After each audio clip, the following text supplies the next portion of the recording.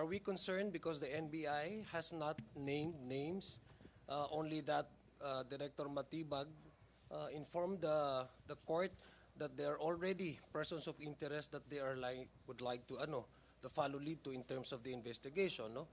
No, we are not concerned. What we are more concerned if the NBI had not stepped in and investigate the case, no?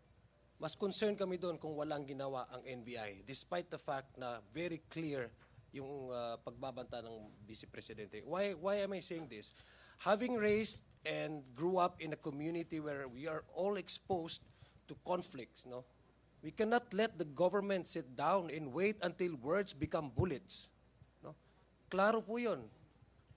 Ito'y pagbabanta at hindi dapat to sineset aside or hindi dapat ito pinabawalang bahala na lang.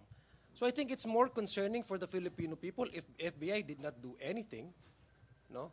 At least now, we have learned from the NBI director that there are still an ongoing case build-up, open investigation, and there are persons of interest proving that the grave threat is not just uttered in words, but there was already that plan. I think that was the testimony of Director Matibag. 2 weeks ago, we've heard about Attorney Calilong. Na-establish na yung authenticity ng digital evidence.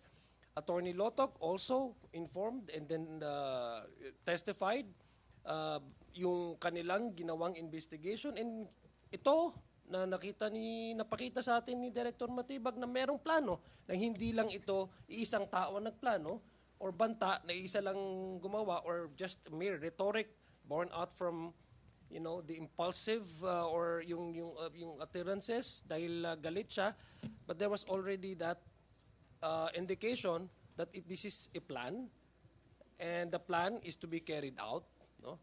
That's why the investigation has to proceed.